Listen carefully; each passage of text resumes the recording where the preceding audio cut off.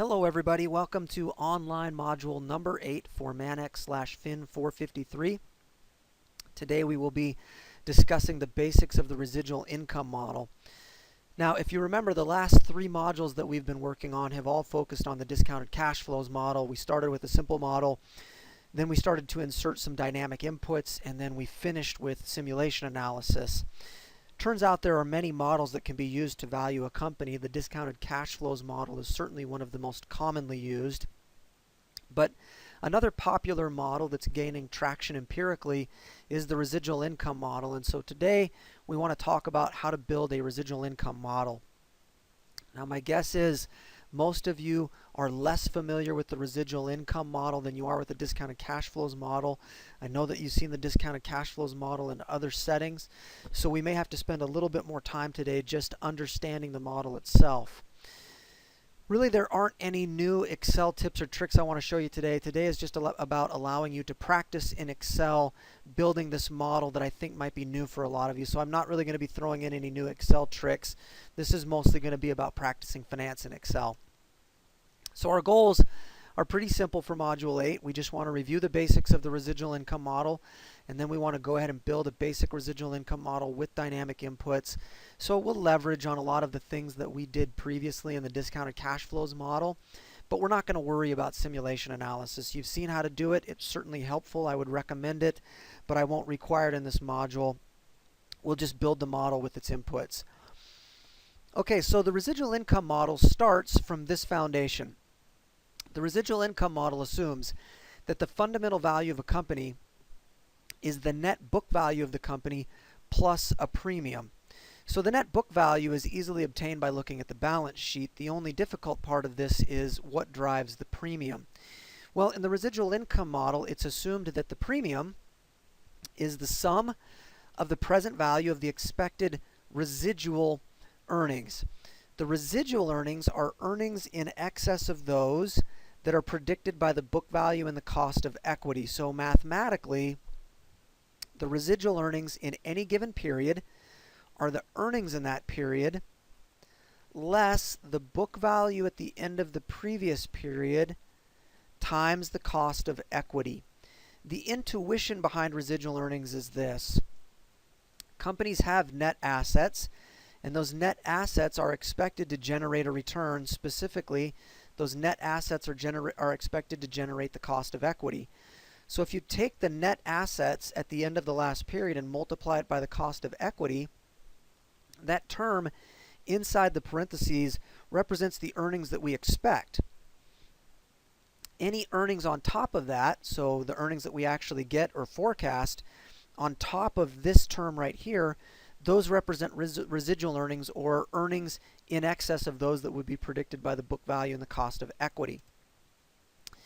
I happen to think that it's easiest to understand the residual income model if you actually look at the mathematical derivation of the model, which is not complex.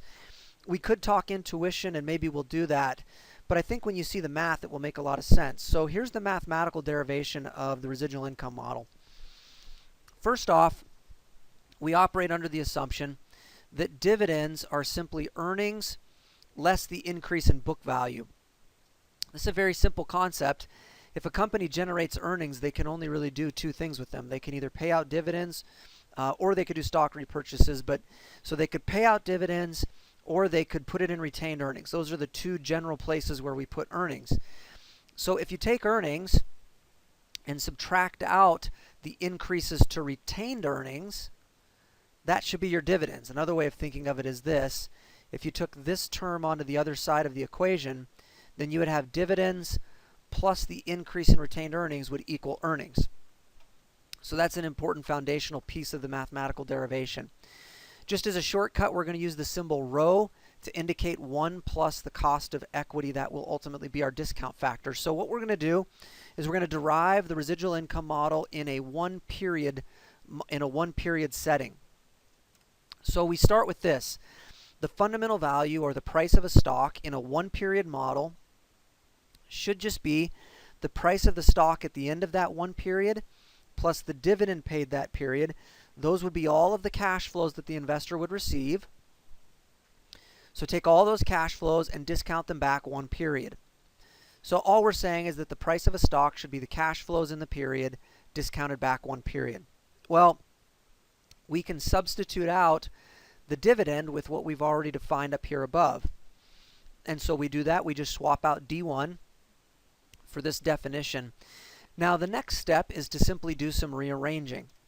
So we do a little bit of mathematical rearranging and the model turns into that. You can see that we've simply multiplied the negative through and then shuffled around the numerator a little bit.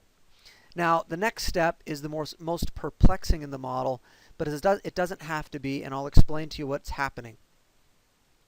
What's happening in the mathematical derivation is that we're basically adding 0. We know that in algebra, as long as we do the same thing to both sides of the equation, that's allowable. So we're going to add 0 on this side, and we're going to add 0 on this side. But the way that we add 0 is we add this term, and then we turn around and subtract it. Now, I know that might seem nonsensical, but you'll see why it becomes beneficial. If you multiply this through the parentheses, you'll get book value at times 0 times rho minus book value at times 0. Well, if you take the book value at times 0 minus the book value at times 0, that cancels out. So all you're left with is the book value at times 0 times rho, earnings, and then you have this term that was added, and that's familiar from a previous step. We can do a little bit more reduction here. If we separated out that first term, book value times rho over rho would reduce to just book value. So in a one-period setting, the price of the stock should be the book value at period 0 plus the earnings in the first period minus the book value at times 0 times rho minus 1. But rho minus 1, if you remember what rho minus 1 is just the cost of equity. So that term is actually book value at period 0 minus the cost of equity. And then we have the price at the end of the period minus the book value at the end of the period. And obviously all of that stuff needs to be discounted back one period. So let's dissect this a little bit. And I don't think anybody would argue with the assumptions that this one period derivation is based on. That clearly holds. That's just us using a Greek symbol to be a placeholder for the discount factor. And I don't think anybody would argue that that's right. If it's a one-period model, you just take the price at the end of the period plus the dividend, discount it back one period, and that should be the current fundamental value. So this is very intuitive to us. We agree with the underlying assumptions that started this mathematical derivation, and then we just did math, and we arrived at this formula. So if we dissect, what this means is the value of a stock right now, the fundamental value, should be the beginning book value, so the book value right now. And then the last two terms represent the premium. Remember, we said that the residual income model argues that the fundamental value of a company should be the book value plus a premium. Well, okay, there's the book value. Now here's the premium. If you look at the second term, what that is that's the present value of the residual earning in that one period. Remember, residual earnings are earnings minus the previous book value times the cost of equity. So there's earnings. There's previous book value, and remember rho is 1 plus cost of equity, so rho minus 1 is just cost of equity. So this is the earnings in period 1 minus the book value in the previous period times the cost of equity. That's just the residual earning in that period, discount it back. This third term is the price at the end of the first period minus the book value at the end of the first period, discounted back. Now, we could expand that model like an accordion to cover longer horizons. So we started with this, so book value plus residual earning discounted back plus this term discounted back. We could reduce it, right? We could just say book value plus residual earning discounted back plus that last term. Well, if you wanted to make it for capital T period, so expand this out so it's not just a one period model, all you would have to do is add in all the residual earnings. So there's your book value.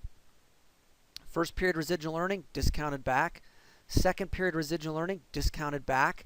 And then the terminal period residual earning, discounted back. And then we have this last term, which is the price in the terminal period minus the book value in the terminal period. Well, the only thing that you should be wondering about is, well, how would you estimate this term right here, the price in the terminal period minus the book value in the terminal period? Well, it turns out that that's going to be highly related to this. If you focused on this period right here, you would discover that the only reason that the price right now is higher than the book value is if there are positive residual earnings. So for just a second, ignore that term and just look all right here. Let me say it again. The only reason the price would exceed the book value is if these residual earnings were all positive. In other words, this term right here, the price at the end of period capital T, will only exceed the book value if the rest of the residual earnings after that are going to be positive. So we're going to say that this term right here, the difference between the price and the book value in the terminal period, is entirely a function of the rest of the residual earnings. Well, if you comprehended that, you'll understand why the final version of the residual earnings model looks like this. Start with the book value, estimate the residual earnings, discount them back, and then make an assumption that right here in the terminal period, assume that the residual earnings either become constant or grow at a constant rate. If they become constant or grow at a constant rate, then we can use the formula for the present value of a perpetuity to figure out the value of all of those remaining residual earnings as if we're standing at the end of period capital T. So the way to think of it is this. Get your book value, estimate your residual earnings. Now right here, assume that residual earnings become constant or grow at a constant rate. And the way to estimate that term is to simply calculate the present value of a perpetuity, assuming that these residual earnings now out here are just a perpetuity. So you take the next residual earning, the residual earning in period T plus 1, and divide it by R minus G.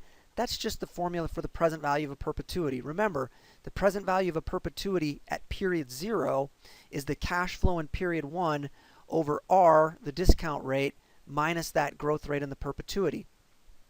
And so all you need is the very next cash flow, or in this case, the very next residual earning, divided by R minus G. That is the present value of a perpetuity, but remember, that's from the perspective of standing at the end of period capital T. Therefore, it needs to be discounted back capital T periods. So this is the residual earnings model, and that's what we want to actually execute in Excel. But if you think about it, in order to get residual earnings in any given period, residual earnings in period T are the earnings forecasted in that period minus the book value in the previous period times the cost of equity. So not only are we going to need to get the current book value, and not only are we going to need to forecast earnings, we're also going to have to forecast the book value because that's the only way to get at residual earnings. Let me give you a couple of notes and reminders here before we actually dive into executing this. Reminder number 1, you never calculate a fundamental value, you estimate it. It will always be slightly off, but the winner will be the one who gets closest to the true value. Remember that the output of any model is only as useful as the quality of the inputs. Garbage in equals garbage out. And as we learned in the previous modules, essentially all models are wrong, but some are useful. I think this happens to be a useful model. It's also unlikely that residual earnings will exist in perpetuity. In fact, I'm going to develop a model that doesn't even allow it, and I'll try to talk about why that is. And just a reminder, slight changes to the key input variables can have a massive impact on the output. In terms of deliverables, your spreadsheet's going to look something like this. It should be very, very similar in appearance to what the discounted cash flows model looked like. It's just that we're executing a different model, but a very similar structure. Let me go ahead and first off show you an example of the residual income model, and then we'll try to build one ourselves. So this is an example of the residual income model that I've put together, and this is for IBM. Now remember, let's keep our eye on the target here. This is the actual mathematical formula that we need to use. So what we need is, we need the current book value, we need to forecast residual earnings, and then we need to deal with this ending term here. So you can see for IBM, the most recent date for which we have financial statements is 12/31/2012. So 2012 becomes year 0. That's where we have the last audited data. The book value for IBM on that date per share is $16.84, so I've gone ahead and inserted that into my model. Now remember, that's the only piece of information that I need in year 0. Everything else I need is going to be after year 0. The next thing I need to forecast residual earnings. But in order to do that, I need to forecast earnings and I need to forecast book value. What I've done is I've gone out to Finance Yahoo, and it turns out that analysts actually make estimates of earnings for the next 2 years. So I've gone and grabbed the analyst estimates for earnings for IBM for the next 2 years. And then after that, I've just put together some EPS growth rates. So I have my EPS growth rates up here, and all I'm doing is just growing EPS at these EPS growth rates, which we'll talk about how I got those. So I have my EPS forecasted out. The next thing I need to do is forecast out my book value. Well, the way that I'm going to do this is I'm going to assume that the dividend payout ratio will remain constant. IBM has a dividend payout ratio of 23%, so I'm going to assume that every year 23% of the earnings get paid out in the form of dividends. So I'm just forecasting out the dividends at that constant dividend payout rate. In order to get the book value then, all I have to do is take the previous book value, add the earnings for this period, subtract out the forecasted dividends, and that gives me the book value. So now I can do that for all the periods and I have my book value forecasted. Once I do that, I can take my earnings and subtract out the book value in the previous period times the cost of equity. So what I'm doing in every period is I'm taking the previous book value and multiplying it by the cost of equity. So right here I take previous book value, multiply it by cost of equity, and it gives me that term.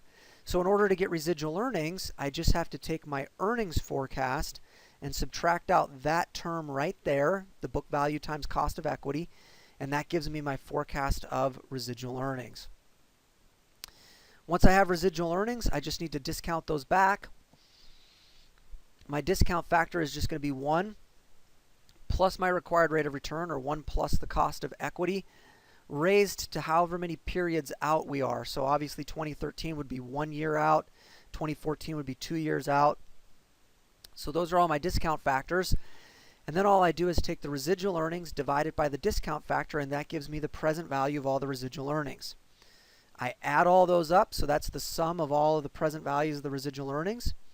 I add it to the year 0 book value, and that gives me my estimate of the fundamental value, which I can then compare to the current price.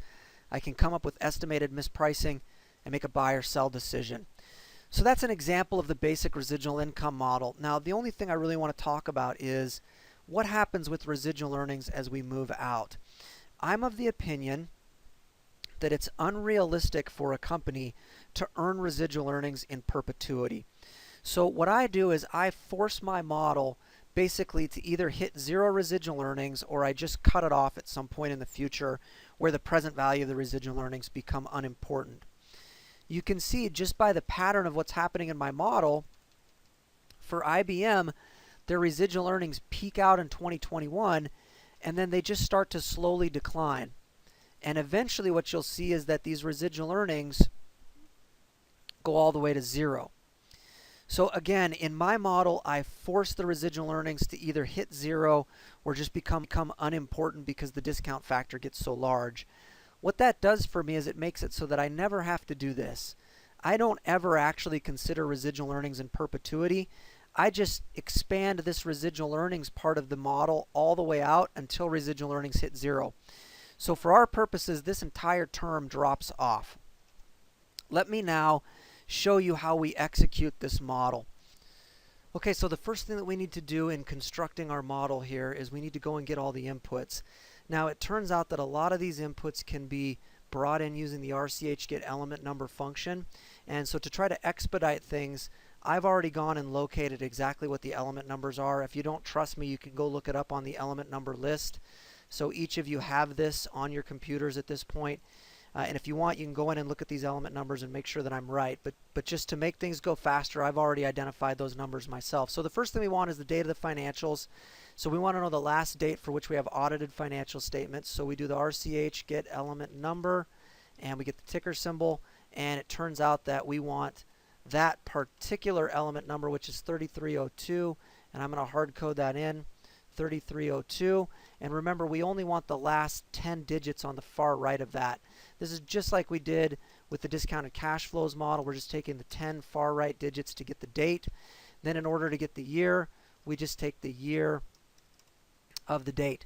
Now, in order to get the year 0 book value per share, which is going to be very, very important, because remember, the whole model starts with the year 0 book value. It's going to be element number 969.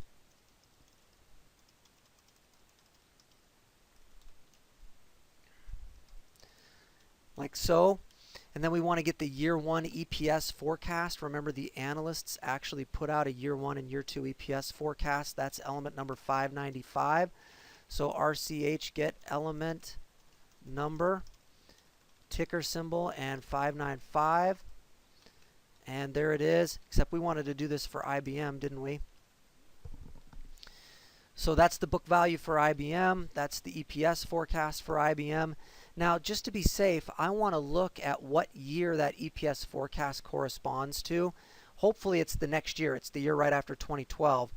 So let's do this. Let's go get the date of that year 1 EPS forecast. And again, we can use RCH get element number, and it's 579. And we can see that in fact it's for 2013, so that's great. That means year 0 is 2012, and this year 1 EPS forecast relates to 2013. So now let's go and get the year 2 EPS forecast, which is 596.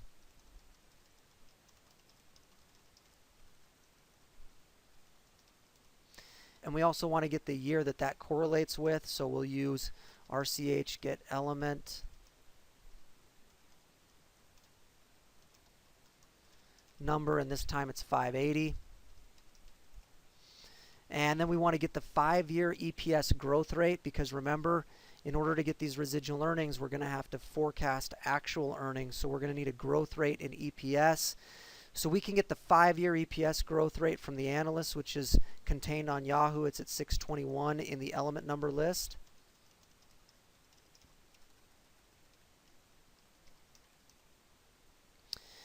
All right, the next thing that we're going to need is a steady state EPS growth rate. Now, I need to make a distinction for us. This is not the G in the model. In the model, the steady state growth rate would be the steady state growth rate in residual earnings. That's not what I'm asking right now. What I'm looking for is a steady state growth rate in the earnings. And if we can find a steady state growth rate in the earnings, that will allow us to forecast the earnings, which will then allow us to get to residual earnings. So we're not doing G right now. Now we're going to use the same method or logic that we used to get the steady state growth rate in the discounted cash flows model.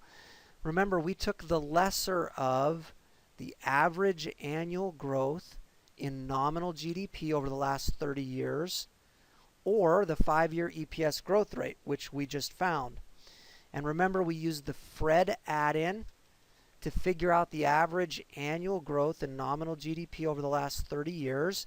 I'm going to assume that you remember how we did that. So we're going to take the lesser of either that or the 5-year EPS growth rate.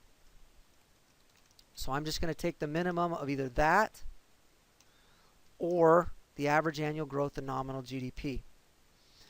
Okay, so for years to steady state, remember this is the variable about which we're least certain. It's perhaps the most subjective. I'm going to put 10 in just to get us moving forward. For the dividend payout ratio, we can again use the RCH get element number. This time it's 49.29.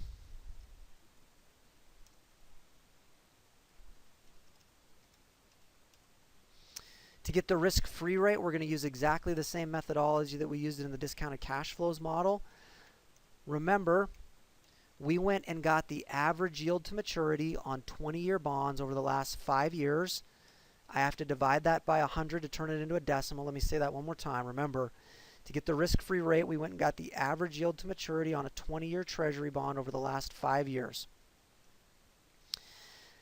We're going to use the mean adjusted beta just like we did in the discounted cash flows model. We can get this with the actual beta with the RCH get element number 972.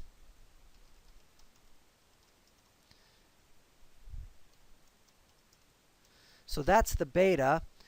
We're going to do mean adjusted, which means we're going to weight the actual beta by 2/3 and then we'll weight a beta of 1 by 1/3. And remember, I don't ever want that value to drop below 0.75, because if it does, it's going to give us a weird output. So what I'm going to do is this. I'm going to say if that mean adjusted beta is less than 0.75, we're going to default to a beta of 1. Otherwise, we'll just go ahead and use the mean adjusted beta. Equity risk premium, if you remember from the discounted cash flows model, we got from the 2012 Ibbotson stocks, bonds, and bills and inflation valuation yearbook. We manually put it in at 5%, but the range historically has been between 4 and 6. For the required return, we're just going to use the cost of equity. So it's just going to be the risk-free rate plus the beta times the equity risk premium. Now, the reason that we only use the cost of equity and not the weighted average cost of capital is because residual earnings go only to shareholders. Bondholders have no claim on the residual earnings of a company, so we wouldn't want to use WACC. We would only use the cost of equity since residual earnings go only to stockholders. So the first thing that we want to do is we want to have year 0, so let's just link this up with year 0. Now, moving forward, we're going to do something interesting in the year formula that you might not quite understand initially. We're going to say if the previous year equals nothing, give me nothing. That much you probably do understand. But then what we're going to say is if the previous year's residual earnings equals 0, give me no year. So it's going to look like this. What we're saying is if the previous year equals nothing, then give me nothing. However, if there is a year in the previous year, then go check the residual earning in that year. And if it's 0, then I don't want a year here. However, if there is a positive residual earning, then give me the previous year and add 1.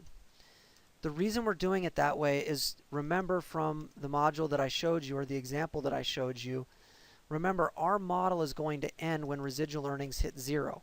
So as we scroll out, residual earnings hit 0, that's when our model is going to cut off. So the formula right here is based on that residual earning hitting 0. When that happens, we don't get a year here. That's the reason for this formula. I'm going to copy and paste this out quite a ways. I'm actually going to take it out to CA. All right, for the EPS growth rate, we don't need that in year 0. We don't need it in year 1, and we don't need it in year 2. Actually, the only thing we need in year 0 is we need the book value. That's it. So we can go ahead and blank out most of this stuff in year 0. The only thing we'll need is the book value, and we can just link that right up to the book value per share in period 0. Now for EPS, in the first year, it's just going to be year 1 EPS forecast.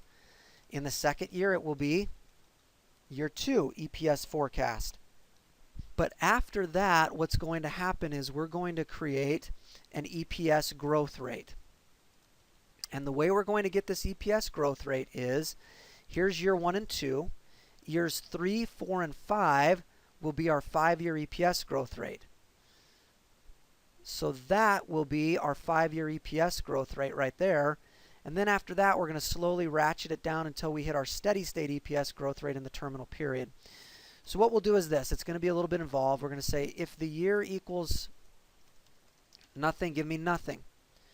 Otherwise, if that year is less than or equal to year 0 plus 5, then give me the 5-year EPS growth rate.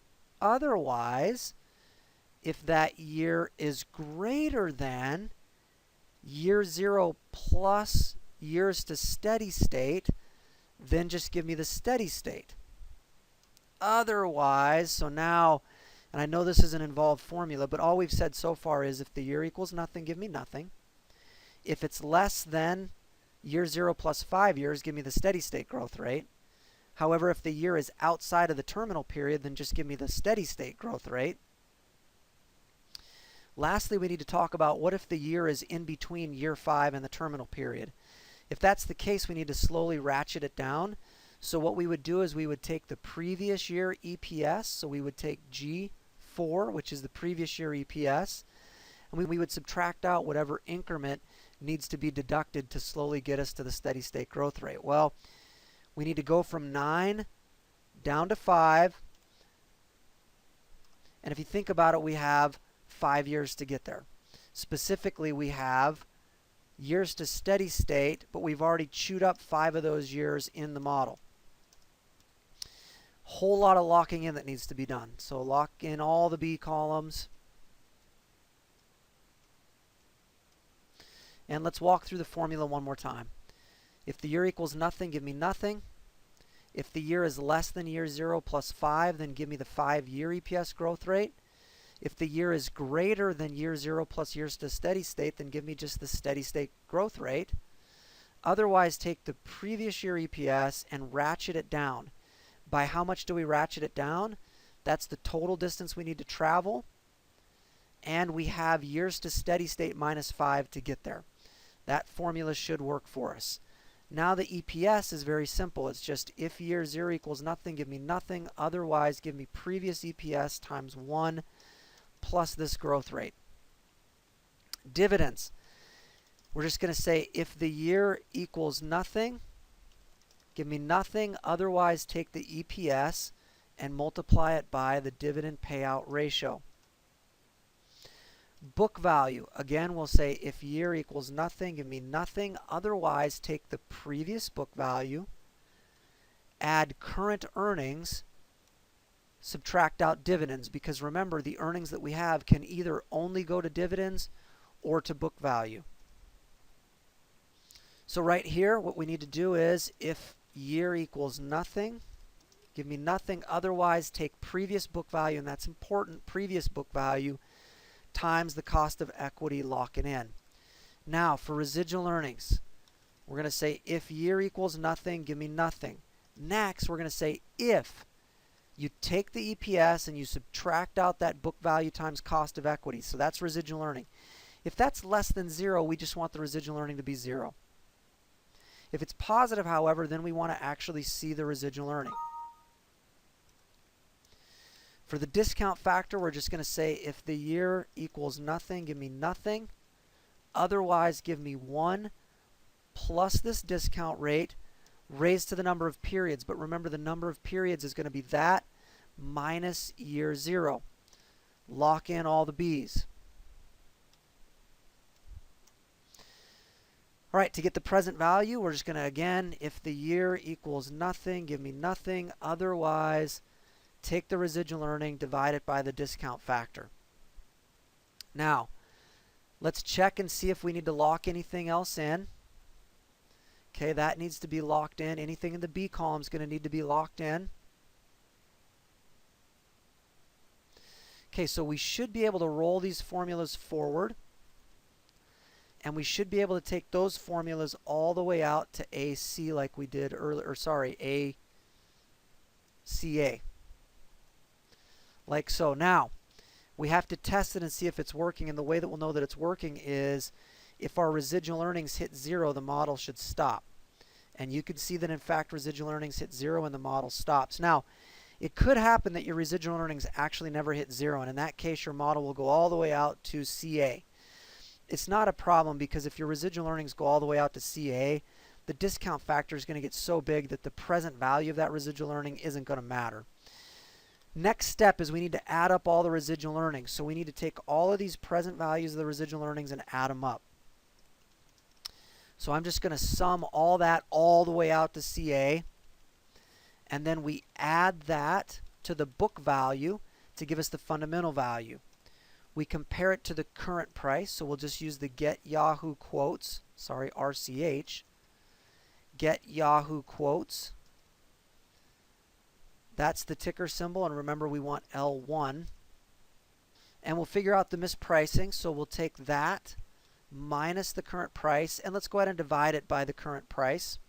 So in percentage terms, as a percentage of the current price, the stock is undervalued by 12.84%. We can then do an if-then statement to give us a recommendation.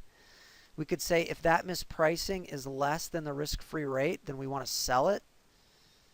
However, if that mispricing is greater than the cost of equity, maybe we want to buy it. Otherwise, we would just want to hold on to it. So at this point your model's done. It's just a matter of doing conditional formatting, and I've showed you this before. Let me just do a couple of quick conditional formats just to refresh your memory. Maybe we want to put boxes around it, so we could just do conditional format, new rule, format only cells that contain, no blanks, and we might just want to put a border around it. And now we have the border.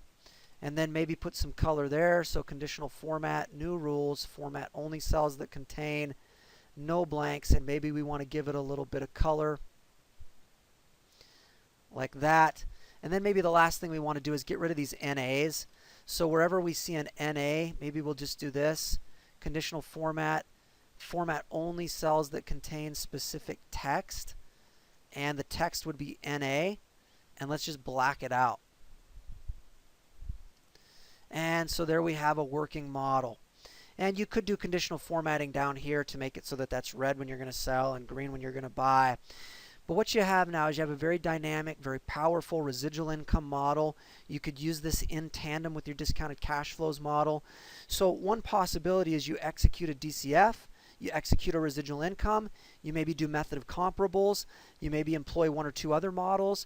Then what you'd start to do is you'd actually paint a mosaic about what you think the fundamental value of this company is. Now remember, all models are wrong, but some are useful.